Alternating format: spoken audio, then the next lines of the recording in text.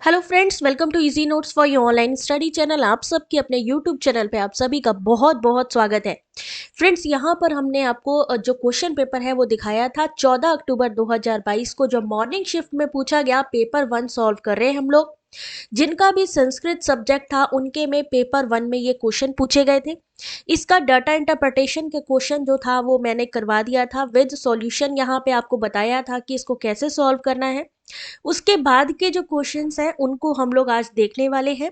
कौन से नए क्वेश्चन हैं एज पर सिलेबस, क्योंकि अभी तक जो लेटेस्ट सिलेबस है वो एनटीए ने शो नहीं किया है। वो अभी भी 2019 के जो सिलेबस पे काम कर रहा है, लेकिन जो क्वेश्चन आपके सामने आ रहे हैं वो लेटेस्ट सिलेबस के हैं। तो डेटा इंटरप्रिटेशन की ये क्वेश्चन की विद अगर सॉल्यूशन अगर आप चाहते हो तो आप टेलीग्राम से लिंक ले सकते हो। हमारी वेबसाइट की वेबसाइट पर ये क्वेश्चन पेपर अपलोडेड है। तो चलिए स्टार्ट करते हैं। यहाँ थ्योरी के क्वेश्चन के साथ में स्क्रीन पर देख सकते हैं पहला क्वेश्चन आपके सामने। जिसको भी इस क्वेश्चन का आंसर आता हो जल्दी से आंसर करना शुरू करें। क्वेश्चन नंबर 1 है यहाँ पे थ्योरी की। यहाँ पर हमने अभी तक डीआई के क्वेश्चन को सॉल्व किया है, बट अभी जो क्वेश्चन है वो आपका थ्योरी बेस्ड है, यानी स्टेटमेंट वाले question. While developing a consent form and explanation of the purpose of the study, the reason for the selection of the participant should be explicit। यानी यहाँ पर स्टेटमेंट 1 दिया गया। Statement 2 is however there is no need to give a description of any potential risk to the participant। अब इस question को solve करने के लिए जरूरी है आपको पता हो कि कंसेंट फॉर्म क्या होता है। अगर आपको पता होगा कंसेंट फॉर्म, देन ही आप इस क्वेश्चन का सही से आंसर दे पाएंगे।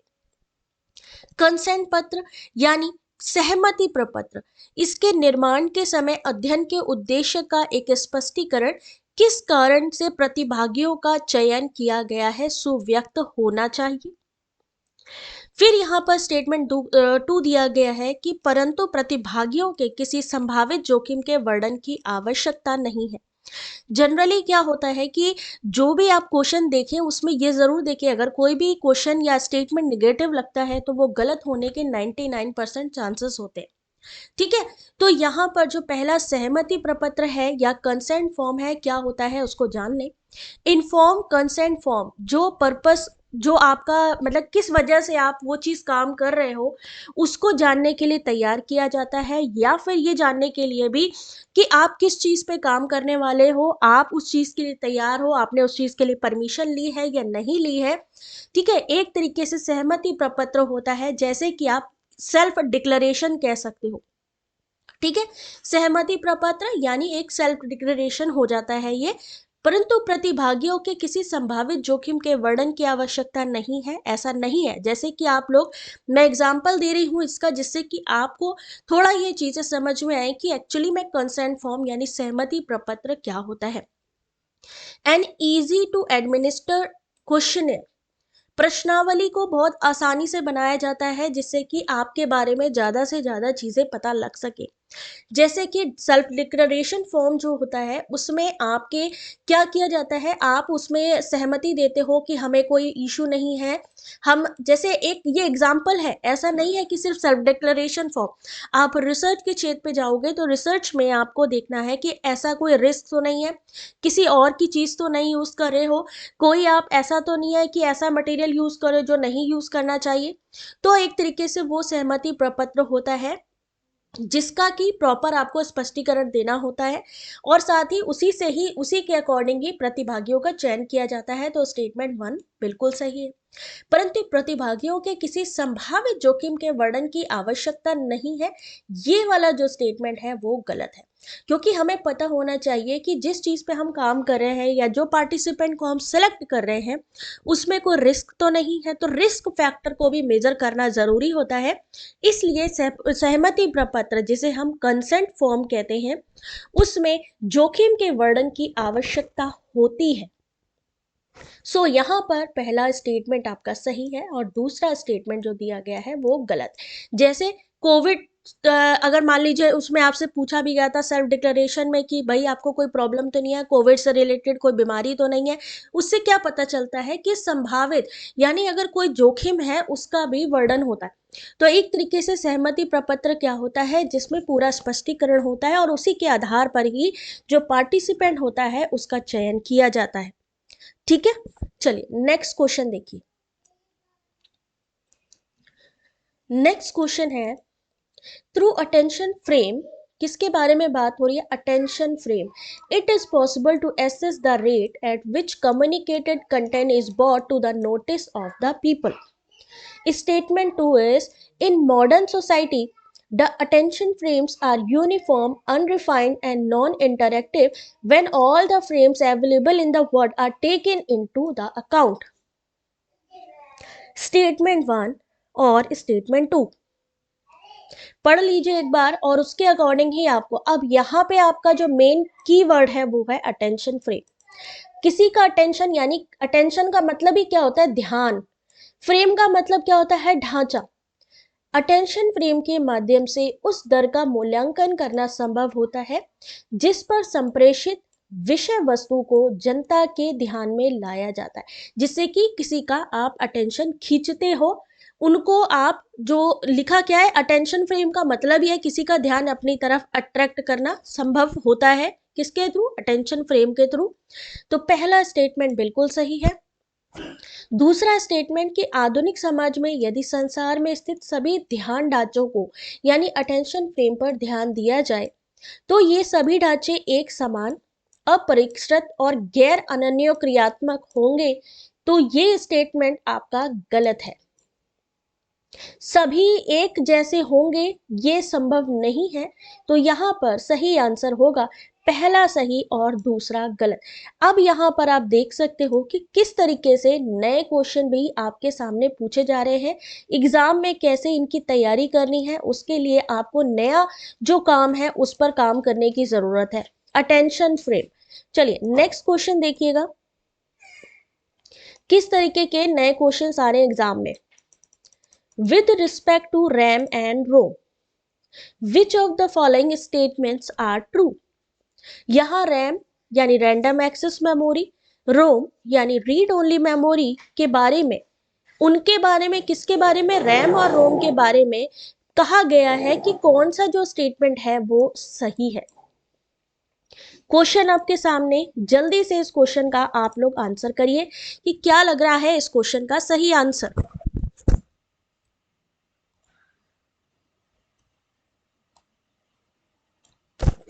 चलिए हिंदी में देखिए एक बार, रैम क्या होता है और रोम क्या होता है। अगर आपको ये चीज समझ में आ गई तो आराम से समझ लोगे, क्वेश्चन में बिल्कुल डिफिकल्टी नहीं आती। रैम और रोम, जैसा कि आपको पता है कि अगर हम बायोस की बात करते हैं, बेसिक इनपुट आउटपुट सिस्टम की बात करते हैं, तो वहां पे किसको हम देखते हैं, रोम को देखते हैं। यानी BIOS बायोस का भंडारण करता है, सही है, बिल्कुल सही है। अब देखिए सी किस किस में है, इस पॉइंट पे है, इस पॉइंट पे है, यानी इन तीनों में से एक आपका ऑप्शन है। फिर क्या है, रैम।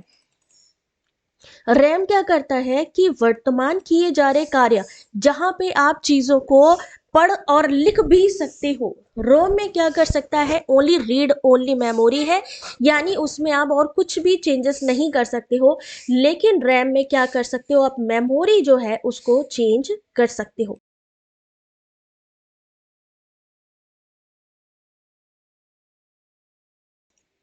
ठीक है, तो यहाँ पर जो इंफॉर्मेशन है इसको आप कर सकते हो।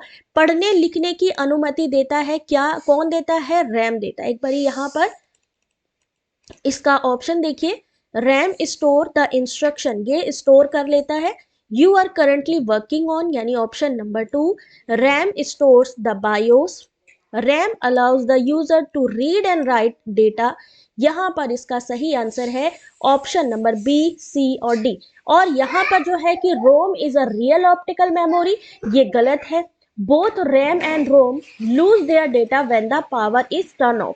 अब इस क्वेश्चन में आपको ये बताना है कि ऐसा कौन सा है, रैम या फिर रोम, जिसमें अगर लाइट चली जाए या पावर टर्न ऑफ हो जाए तो जो डेटा होता है अगर आपने सेव नहीं किया तो वो चला जाएगा, यानी लॉस्ट हो जाएगा।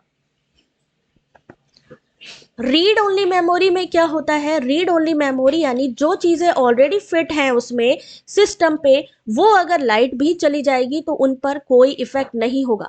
यानी रोम में क्या होता है कि अगर इलेक्ट्रिसिटी चली भी जाती है तो आपका डेटा लॉस्ट नहीं होता है। क्या नहीं होता है, लॉस्ट नहीं होता है। लेकिन रैंडम एक्सेस मेमोरी जिसमें आप करंटली वर्क कर रहे हो, डिफरेंसेस कभी कभी यहाँ पर पूछे जाते हैं, इस चीज का ध्यान रखिएगा। बट जो रैम है जिसमें आप क्या कर रहे हो, इंस्ट्रक्शंस जो स्टोर कर रहे हो, सेव करते हो डेटा, लेकिन अचानक से इलेक्ट्रिसिटी चली जाती है तो आपका जो डेटा है वो लॉस्ट हो सकता है, किसमें, आपके रैम में। तो यहां से भी डिफरेंसेस का क्वेश्चन आपके सामने आ सकता है। यहां सही आंसर आपका option number B, C, D. I hope आप लोगों को क्वेश्चन और उसका जो आंसर है वो समझ में आ रहा होगा कि मैं क्या कहने की कोशिश कर रही हूँ। रैम जिसमें आप काम करते हो जब आप लैपटॉप पे या अपने सिस्टम पे, और सेव करते रहते हो कि कहीं ऐसा ना हो आपका जो डेटा है या जिस चीज़ पे आप काम कर रहे हो वो चली जाए इंफॉर्मेशन। लेकिन रोम ऐसी चीज़ है कि आपको उसमें ऐसा नहीं है, वो ऑलरेडी पहले से ही जो है फिक्स्ड होती है, जिसको आप चेंज नहीं कर सकते हो और उसमें कुछ एडिट भी नहीं कर सकते हो। ठीक है, चलिए अगला क्वेश्चन देखिए। अब ये नया क्वेश्चन है, जरा ध्यान से देखिए आप लोग। साइक्लिकल फ्रेज सब process of self regulating learning model. अब मैं आप लोगों को एक चीज बताती हूँ कि लर्निंग मॉडल से आपके क्वेश्चन आ रहे हैं। ये क्वेश्चन नया है, पहले नहीं पूछा गया है, जिम्मरमैन का लर्निंग मॉडल से ये क्वेश्चन। इसीलिए मैं आप लोगों से हमेशा कहती हूँ कि अगर आप सीटेट की तैयारी कर रहे हो तो वेल एंड गुड है, यूपी टेट की तैयारी कर रहे हो तो वहाँ की जो लर्निंग थ्योरीज हैं उनको भी पढ़ना स्टार्ट कर दीजिए, क्योंकि आने वाले टाइम में यहाँ से आपका क्वेश्चन, भाई साहब देख सकते हैं, यहाँ से आपके क्वेश्चन बनाए जाएंगे। Cyclic phases of self regulated learning model by Zimmerman operate as. Zimmerman के बारे में लिखा है कि जो उनकी सेल्फ रेगुलेटेड लर्निंग मॉडल था उसके अकॉर्डिंग जो साइक्लिक फ्रेसेस है वो कौन कौन सा है। जिम्मरमैन द्वारा प्रतिपादित आत्म विनियमित अधिगम की चक्रीय चरण प्रक्रिया किसके रूप में कार्य करते हैं। अब प्रॉब्लम यह है कि जब हमें यही नहीं पता होगा कि जिम्मरमैन है कौन, तो हम बाकी के क्वेश्चन का आंसर कैसे करेंगे। कौन है जिम्मरमैन, ध्यान से देखिए जिम्मरमैन मॉडल है क्या। Zimmerman as an educator in the classroom and as an adviser, he modeled the characteristics of a good teacher such as patience, understanding, compassion, dedication to excellence, pride to student, accomplishment and evidence of scholarship। क्या है जिम्मरमैन model. कक्षा में एक शिक्षक के रूप में, एक सलाहकार के रूप में, एक अच्छे शिक्षक की विशेषताओं जैसे कि धैर्य, समझ, करुणा, उत्कृष्टता के प्रति समर्पण, छात्रों की उपलब्धियों में गर्व और विद्वता के साक्ष्य को प्रतिरूपित करता है। कौन, जिम्मरमैन मॉडल, जिससे आपका यहाँ पर क्वेश्चन आया। फिर क्वेश्चन आया आपका कि what are the common ideas. Question क्या है आपका, what are the common ideas और component of Zimmerman cyclical phases model. Zimmerman के चक्रीय चरण मॉडल, ये क्वेश्चन इंपॉर्टेंट है और आप लोगों से मेरी रिक्वेस्ट है, अगर आप तैयारी कर रहे हैं तो जितनी ज़्यादा हो सके, जितनी भी लर्निंग थ्योरीज हैं, लर्निंग मॉडल्स हैं, उनको पढ़ना स्टार्ट कर दीजिए विद उनके थ्योरिस्ट, यानी जो जिनके द्वारा दी गई उनको भी पढ़ लीजिए, क्योंकि वो भी आपके मैचिंग में क्वेश्चन आ रहे हैं। लर्निंग थ्योरीज और उनके जो प्रपोजर हैं, जो थ्योरिस्ट हैं, उनको पढ़ना भी ज़रूरी है। The model is grounded in social cognitive theory and is comprised of three phases: forethought, performance, and self-reflection.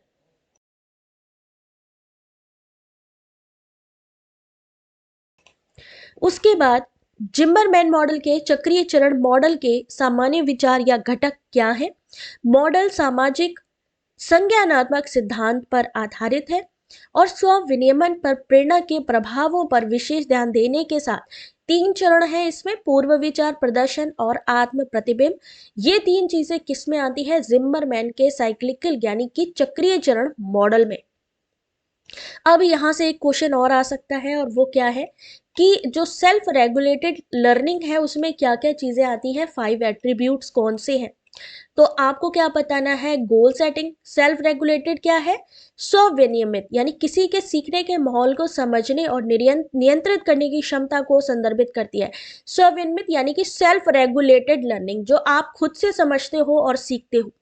उसमें क्या क्या चीजें आती हैं, गोल सेटिंग यानी कि लक्ष्य निर्धारण, सेल्फ मॉनिटरिंग यानी आप खुद से जो चीज कर रहे हो, खुद से गोल बना रहे हो, खुद से उसको मॉनिटर कर रहे हो, खुद को ही आदेश दे रहे हो, सेल्फ इंस्ट्रक्शन, और खुद ही काम करने के लिए री इन्फोर्समेंट कर रहे हो, यानी सुदृढ़ीकरण कर रहे हो। सेल्फ रेगुलेटेड लर्निंग से यहाँ पर आपके सामने एक क्वेश्चन था। फिर एक क्वेश्चन है, साइक्लिक सेल्फ रेगुलेशन यानी चक्रीय स्व विनियमन क्या है। एक ऐसी चक्रीय प्रक्रिया जिसमें छात्र किसी कार्य की योजना बनाता है और उनके प्रदर्शन पर नजर रखता है, फिर परिणाम पर विचार करता है। कौन, छात्र स्वयं। स्वविनियमित यानी सेल्फ के द्वारा। चक्र तब दोहराता है जब छात्र अगले कार्य को समायोजित करने और तैयार करने के लिए प्रतिबिंब का उपयोग करता है। ठीक है, चलो अगला क्वेश्चन देखो जरा।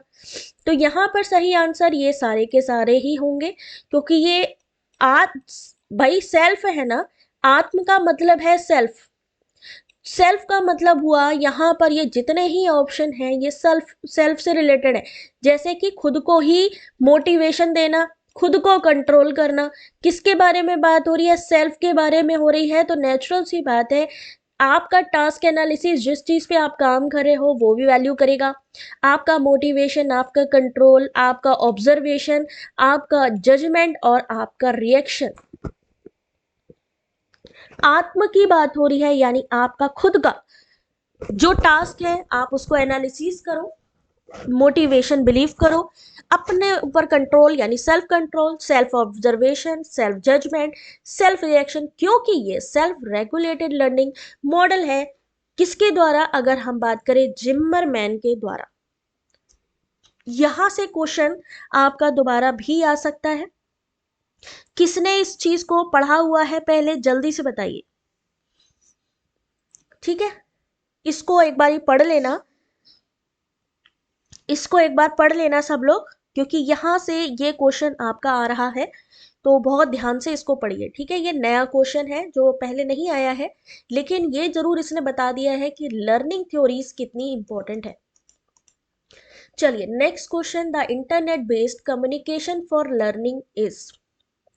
जब हम इंटरनेट के थ्रू लर्निंग करते हैं, internet based communication for learning, तो क्या क्या चीजें यहाँ पर ऑब्जर्व होती हैं, क्या क्या चीजें होती हैं वो बतानी है आपको।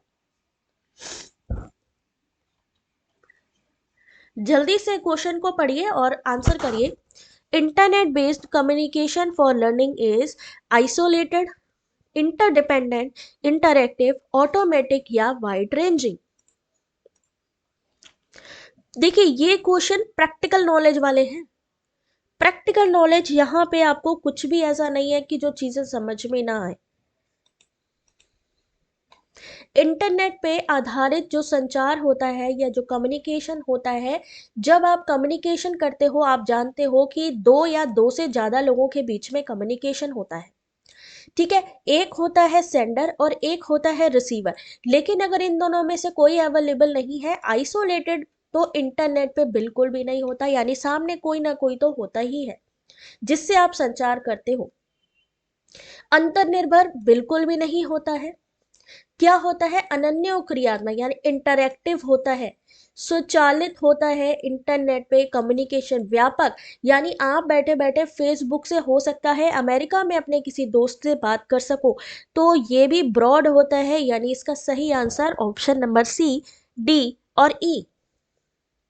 इंटरनेट पे बैठे आप कम्युनिकेशन कर रहे हो, मान लो चैटिंग कर रहे हो, तो क्या होगा, पैसा थोड़ी ना किसी से अलग हो जाओगे, तो ये ऑप्शन गलत है। इंटरडिपेंडेंट यानी सिर्फ अपने में ही लगे रहोगे, तो ऐसा भी नहीं है, कहीं ना कहीं सोशल मीडिया के थ्रू इंटरेक्ट करोगे। ऑटोमेटिक है, internet based communication. Wide range है, यानी कितने ही लोगों से आप कनेक्ट कर सकते हो। So correct answer is option number C, D, E. यही मैं आप लोगों से बार बार कहती हूँ कि प्लीज गाइस, इस चीज पे फोकस करिए कि हमारे को माइंड क्लियर करके चलना है। प्रैक्टिकल नॉलेज के क्वेश्चन आ रहे हैं, ऐसा नहीं है कि अलग से कुछ क्वेश्चन आ रहा है। चलिए, एक मैचिंग आई है और इस क्वेश्चन का आंसर दीजिए आप सभी लोग। जल्दी से, एक क्वेश्चन है और अभी रिसेंटली ही मैंने इसको पढ़ाया है, रिसर्च मैथोलॉजी से रिलेटेड। क्या होगा इस क्वेश्चन का सही आंसर?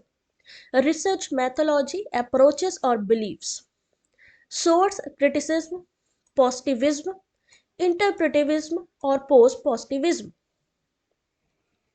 इससे बना दी है इन्होंने ये मैचिंग।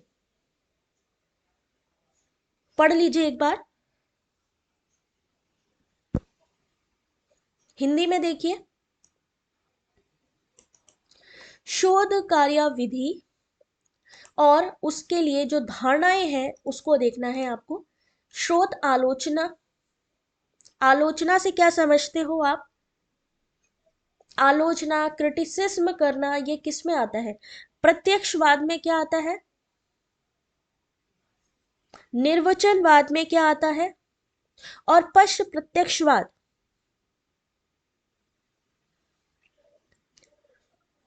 स्रोत आलोचना क्या हो जाएगा? ऑप्शन नंबर 3, सूचना के उद्गम की गुणवत्ता की मूल्यांकन प्रक्रिया। आलोचना, क्रिटिसिज्म किस में कर सकते हैं? एवैल्यूएशन में।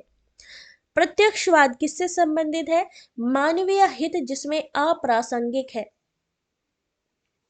निर्वचनवाद, निर्वचनवाद को किससे कनेक्ट करेंगे? प्रेक्षक किए जा रहे प्रेक्षण का एक भाग। और पश्च प्रत्यक्षवाद क्या हो जाएगा? वास्तविकता को निश्चितता पूर्वक नहीं जाना जा सकता।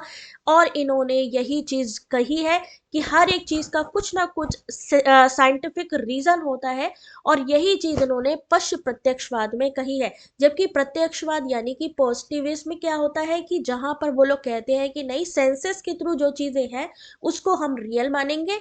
लेकिन पोस्ट पॉजिटिविज्म में क्या कहा गया कि नहीं, ऐसा नहीं है, किसी चीज का डायरेक्टली प्रूफ नहीं है, और वहां पर प्रैक्टिकल नॉलेज को यानी कि जो टेस्ट है, एक्सपेरिमेंट के थ्रू ही उसको माना गया। तो सही आंसर ऑप्शन नंबर 3। यहाँ पर अभी जैसे आप देख रहे हो, इस तरीके की मैचिंग ये भी आ सकती है, या फिर पॉजिटिविज्म और पोस्ट पॉजिटिविज्म के बीच में डिफरेंस आ सकता है, या फिर पॉजिटिविज्म और इंटरप्रेटिविज्म में भी डिफरेंस आ सकता है। इसलिए आप लोगों को ये चारों के बारे में नोट्स बनाने होंगे। अगर अभी तक नहीं बनाए हैं, देख सकते हैं कि 14 अक्टूबर 2022 का जो ये क्वेश्चन पेपर है उसको आप सॉल्व कर रहे हैं।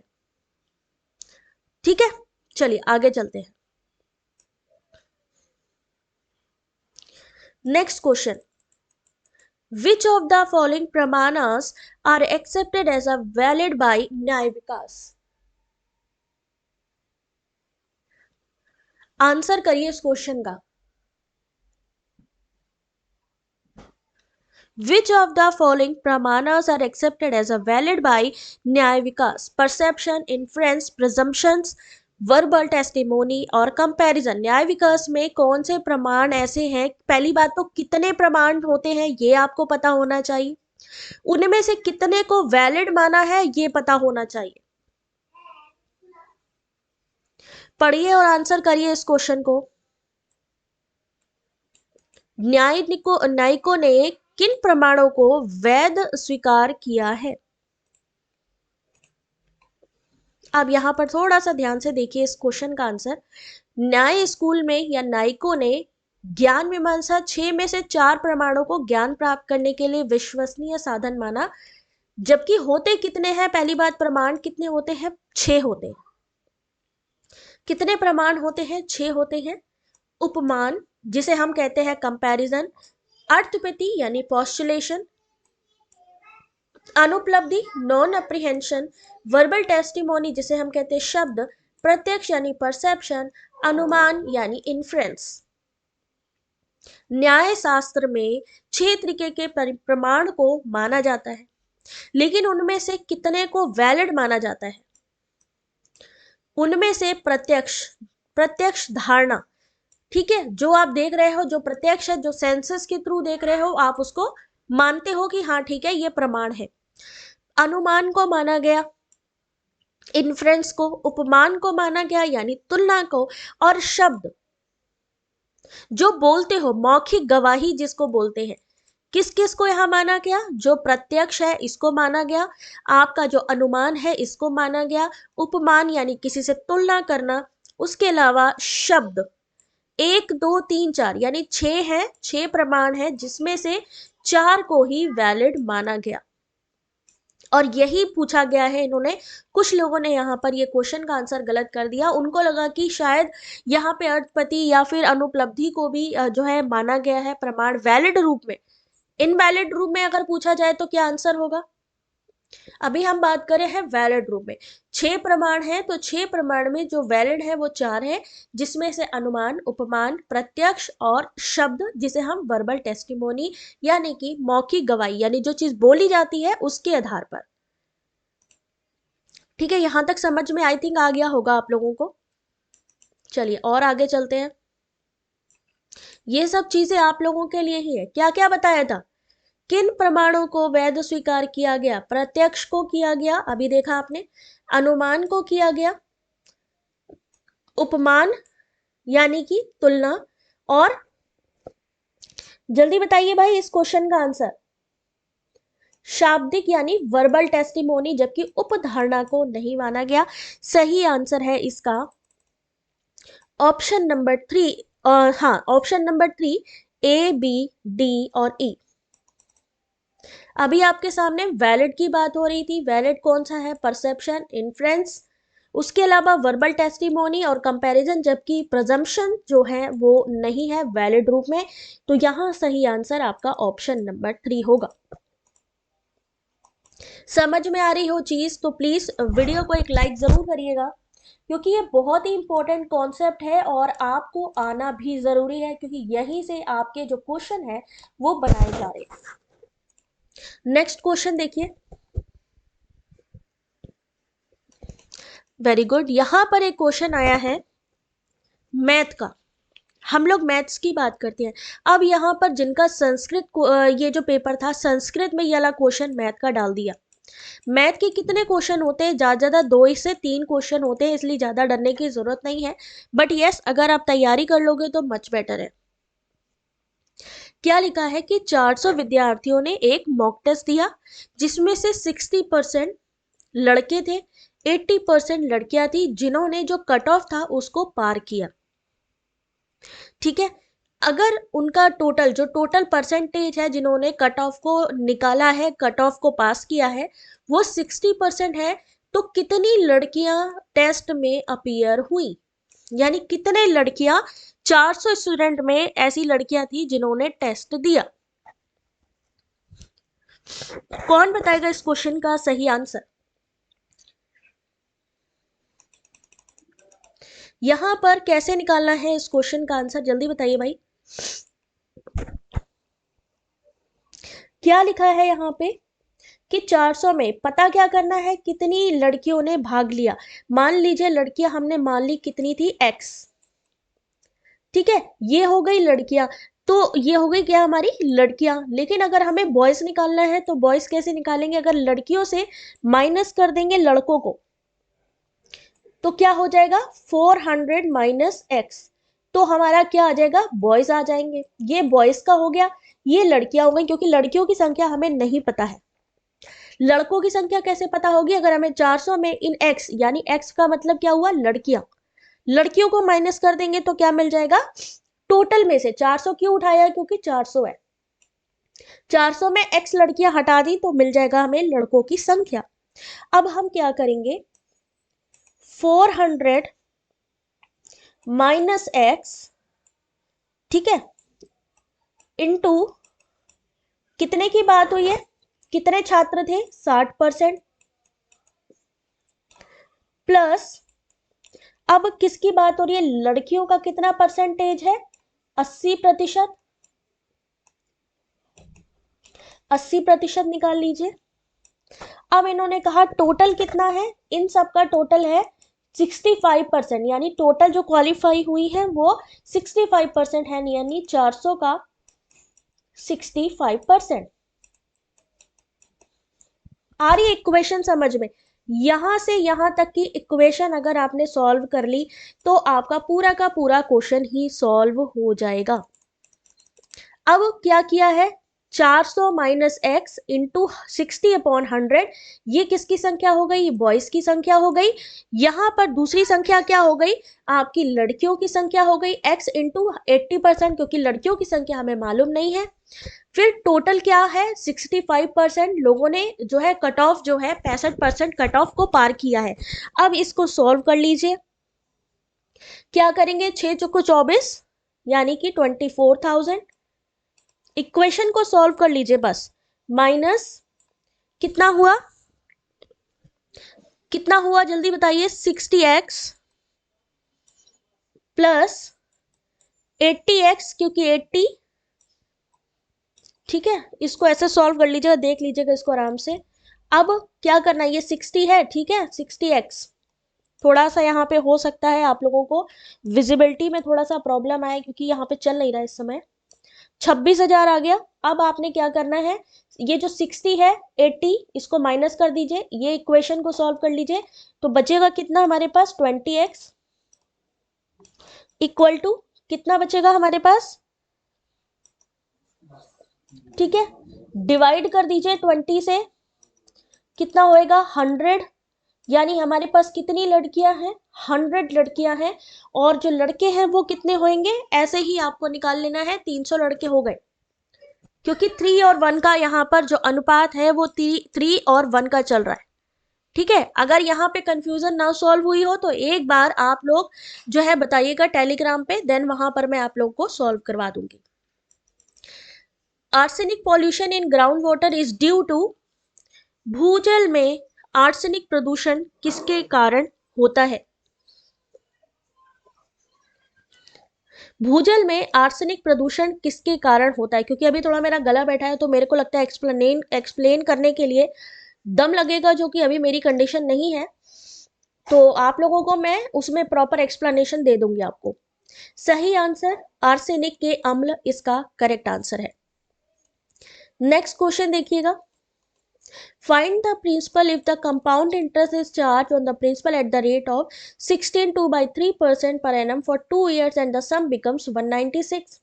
यदि मूलधन पर चक्रवर्ती ब्याज इतना है, वार्षिक की दर से 2 वर्ष तक लगता है, तो मिश्र धन कितना हो जाएगा 196। तो मूलधन क्या है,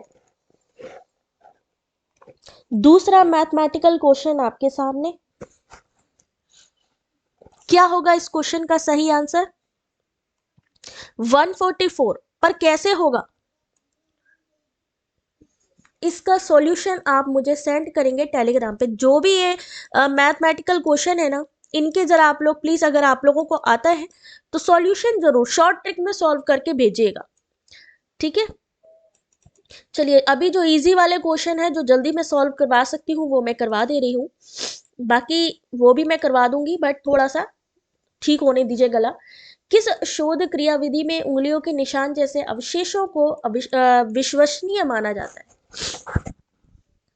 relic such as fingerprints, fingerprints कहाँ लिए जाते हैं, कहाँ पे कंसिडर किए जाते हैं, तो नेचुरल सी बात है एक्सपेरिमेंट में जरूरत नहीं है, क्वांटिटेटिव में नेचुरल सी बात है फिगर काउंट होता है, डिस्क्रिप्टिव में भी जरूरत नहीं है, लेकिन कहाँ जरूरत पड़ती है, हिस्टोरिकल में। फिंगरप्रिंट उंगलियों के निशान कहाँ पर देखे जाते हैं, कहाँ पे अवशेषों को विश्वसनीय माना जाता है, कैसे पता लगता है कि डायनासोर थे, उनके अवशेषों को माना जाता है उनके निशान के आधार पर। फिंगरप्रिंट्स, मान लीजिए ममीज थी तो वहां पे जाके उन्होंने सर्च किया और उसी के आधार पर ही उन्होंने आगे काम किया, तो यहां पर क्या हो जाएगा, इस तरीके से घुमा के क्वेश्चन डालते हैं ये लोग। चलिए, कंप्यूटर टर्म्स, आई थिंक ये बहुत इजी है, जल्दी से सॉल्व कर दीजिए अगर आप लोगों को आता है ये कंप्यूटर टर्म्स और उसके डिस्क्रिप्शन। हब, जॉयस्टिक, नोटपैड और एंड्रॉयड।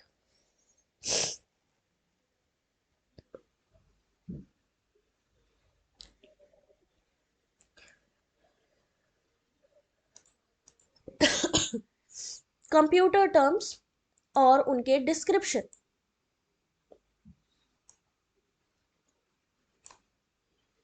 चलिए जल्दी से सॉल्व करिए, बहुत आसान है ये।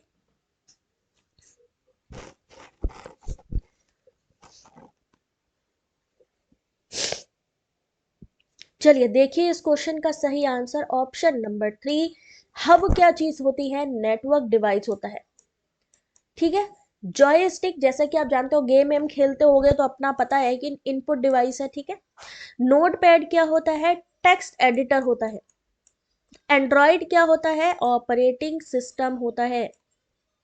इस क्वेश्चन का सही आंसर ऑप्शन नंबर 3 यही होगा। इस क्वेश्चन का, इस तरीके के आईसीटी के क्वेश्चन आते हैं आपके। ठीक है। Article of Indian constitution, article दिए गए हैं और उस आर्टिकल, अब आप कहोगे मैम आर्टिकल क्यों दे दिया या पॉलिटी का क्वेश्चन क्यों दे दिया?